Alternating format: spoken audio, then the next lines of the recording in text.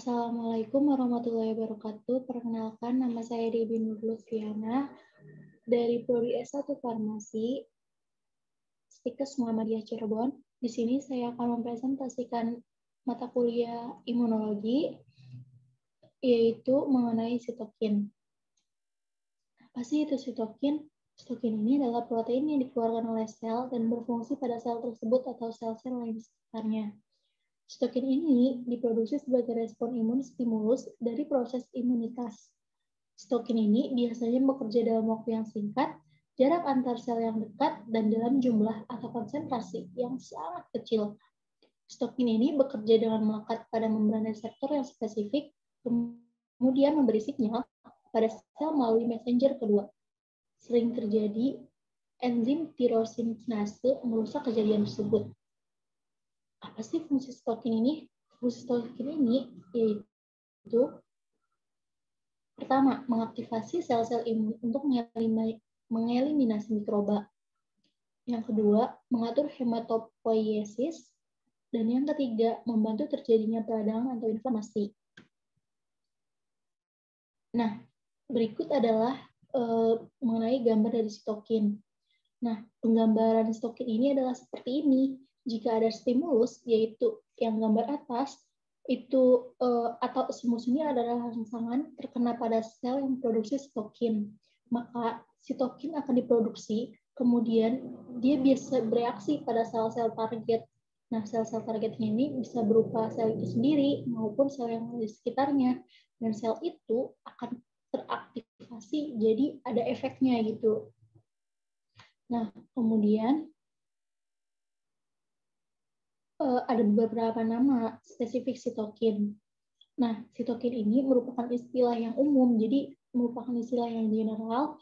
Nah, terdapat nama atau istilah yang menunjukkan sel penghasil, sel target, maupun cara kerja sitokin tersebut. Yang pertama itu adalah monokin. Nah, monokin ini adalah sitokin yang dihasilkan oleh sel makrofag. Nah, kemudian ada limfokin, yaitu sitokin yang dihasilkan oleh sel limfosit. Ada interleukin, yaitu sitokin yang dihasilkan dan berfungsi untuk leukosit. Dan kemudian ada kemokin, yaitu berfungsi untuk menstimulasi pergerakan sel-sel respon imun ke tempat infeksi. Kemudian ada cara kerjanya nih sitokin ini. Yang pertama ini adalah autokrin. Nah, autokrin ini adalah sitokin yang dihasilkan akan berfungsi pada sel-sel yang memproduksinya. Nah, penggambaran dari cara kerja sitokin yaitu autokrin ini adalah pada gambar berikut ya. Bisa dilihat pada gambar. Pada gambar ini ada sel yang memproduksi sitokin yang digambarkan berwarna warna orange kemerah-merahan ini, titik-titik merah. Nah, lalu akan diterima oleh reseptor itu sendiri. Kemudian, nah reseptor ini kan berbentuk huruf Y, seperti itu ya, kayak ketapel. Nah, kemudian akan berdampak pada sel itu sendiri. Nah, kemudian ada cara kerja lain dari sitokin yang kedua itu adalah paraktin. Nah, paraktin ini adalah sitokin yang dihasilkan akan berfungsi pada sel-sel di sekitarnya. Nah, penggambaran dari paraktin ini bisa dilihat pada gambar yang ada di slide, yaitu jadi sel yang memproduksi sitokin ini tuh akan diterima oleh sel-sel yang ada di sekitarnya. Bisa dilihat bahwa yang di sekitarnya itu menerima sel yang diproduksi sama si temennya ini. Kemudian ada cara kerja lain yaitu endokrin. Endokrin ini adalah sitokin yang dihasilkan akan berfungsi pada sel-sel yang letaknya jauh dari sel penghasil sitokin. Nah, disebarkan melalui aliran darah. Nah, contoh dari sitokin paraktin ini adalah hormon. Jadi, dia ini mengikuti peredaran darah sampai sel target.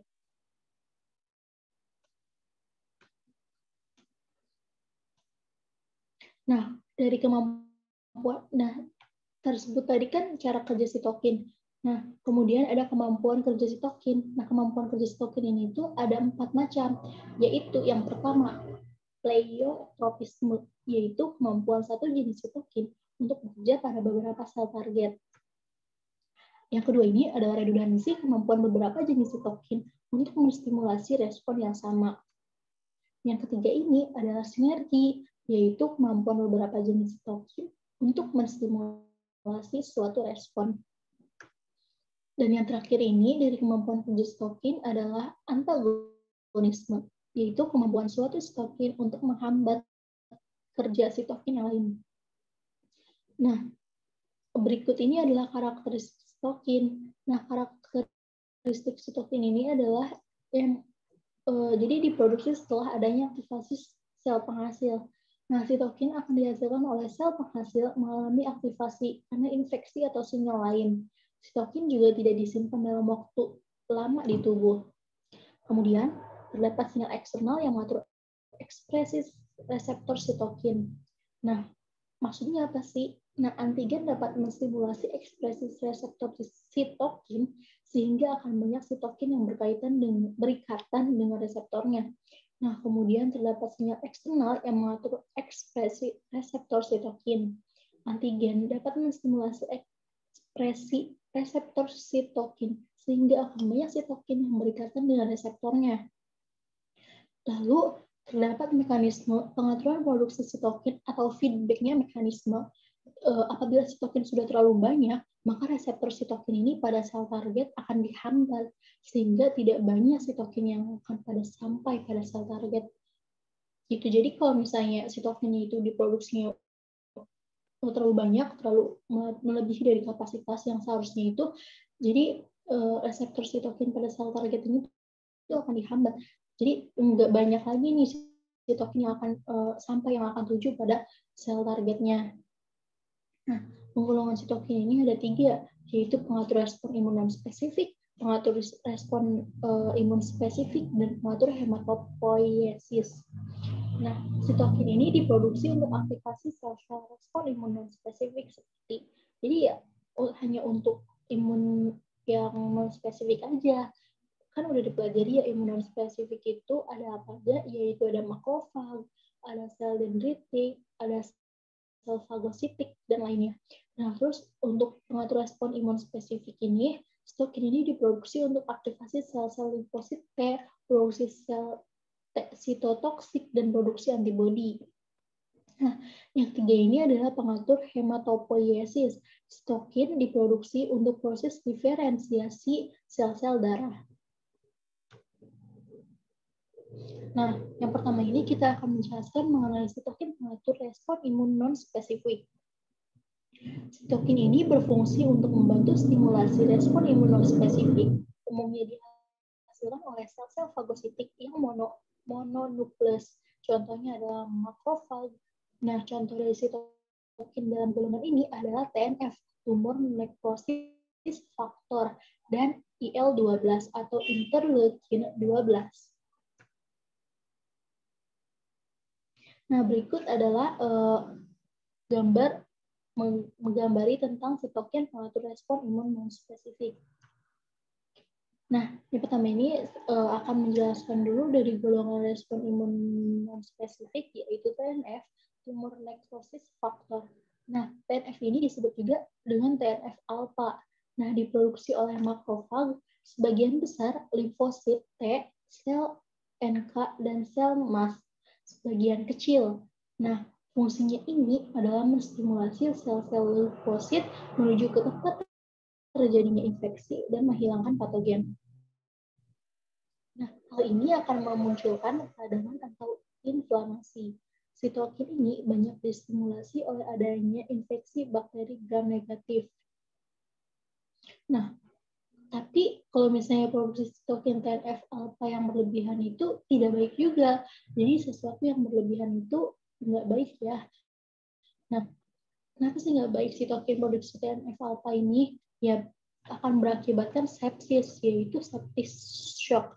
Nah, pada kejadian sepsis, septic shock ini, tubuh akan mengalami penurunan tekanan darah yang drastis setelah terjadi infeksi, terutama bakteri gram negatif ya. Nah, hal ini memicu kegagalan multi organ dan kematian. Nah, apakah kamu tahu? Nah, ini itu sebagai intermezzo aja ya. Jadi pisang ini, jadi buah pisang yang udah kita kenal. Nah, kalau misalnya sudah dalam keadaan matang itu kan pasti kadang ada bintik-bintiknya ya di bagian kulitnya itu. Nah, bercak-bercak coklatnya. Nah, ini tuh menandakan bahwa pisangnya itu banyak mengandung substansi yang dinamakan TNF ini. Ini cuma penggambaran aja. Nah, yang kedua ini tuh dari respon imun spesifik, golongan sitokin pengatur respon imun non spesifik ini, yaitu adalah interleukin 12 atau disebut IL-12. Nah, interleukin 12 ini diproduksi oleh sel makrofag dan dendritik yang mengenali antigen. Nah, berikut adalah fungsinya. Nah, fungsinya ini ada 3, yaitu menstimulasi produksi interferon gamma oleh sel NK dan limfosit T. Terus interferon gamma ini akan mengaktifkan makrofag untuk fagositosis. Yang kedua ini meningkatkan aktivitas sitotoksik pada sel NK dan limfosit T CD8+. Nah, yang ketiga ini bersama dengan interferon gamma membantu diferensiasi sel T helper menjadi T helper 1. Jadi T helper itu tuh ada 2, yaitu T helper 1 dan T helper 2.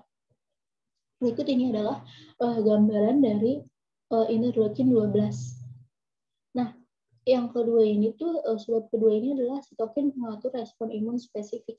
Nah, pada peranannya dalam mengatur respon imun spesifik, sitokin ini banyak diproduksi oleh sel limfosit T. Sitokin ini berfungsi untuk menstimulasi respon imun spesifik. Ya iya, karena dari dari judul besarnya aja mengatur respon imun spesifik. Ya berarti bahwa dikatakan bahwa sitokin ini akan berfungsi untuk menstimulasi respon imun spesifik saja, enggak untuk imun spesifik ataupun hematopoiesis. Nah, contohnya adalah sitokin dalam golongan interleukin 12 dan interferon gamma. Berikut ini adalah gambaran dari sitokin mengatur respon imun spesifik. Nah, kemudian interleukin 12. Interleukin 12 ini kan merupakan dari yang tadi ya, contohnya yang dari respon imun spesifik. Nah, diproduksi oleh sel limfosit T CD8+ yang mengenali antigen.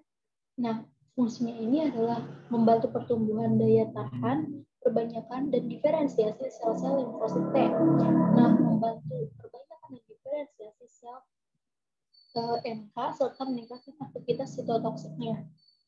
Nah, terus dalam golongan respon imun spesifik ini juga ada interferon gamma. Diproduksi oleh sel-sel NK, limfosit TCD8+ dan CD8+. Nah, fungsinya adalah mengaktifkan makrofag untuk melakukan fagositosis terhadap mikroba. Diferensiasi sel T helper menjadi T helper 1. Meningkatkan produksi IgG, immunoglobulin G, dan sel B. Meningkatkan ekspresi MHC, major histocompatibility complex, yang berperan dalam pengenalan antigen. Nah, kemudian cara kerja dari ini itu adalah penggolongan sitokin ini adalah sitokin penstimulasi hematopoiesis sel akhir ini. Nah, sitokin ini berfungsi atau berperan dalam diferensiasi dan pembentukan sel-sel respon imun.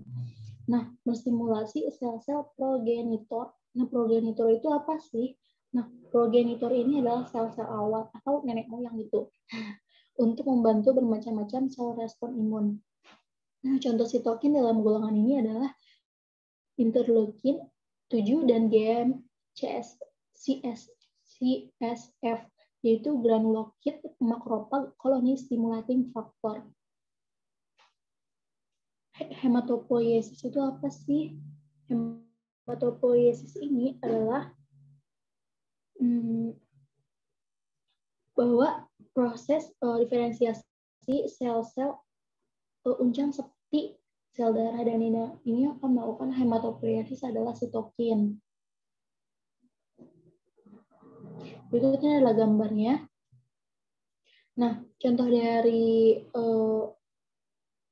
Token yang mengatur hematopoiesin itu ada IL-7, yaitu membantu pembentukan sel limfosit T dan B dari progenitor limfoid.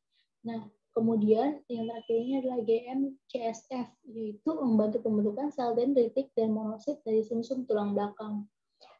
Sekian penjelasan dari saya, Debbie Nurlutfiana. Kurang lebihnya saya mohon maaf. Wassalamualaikum warahmatullahi wabarakatuh.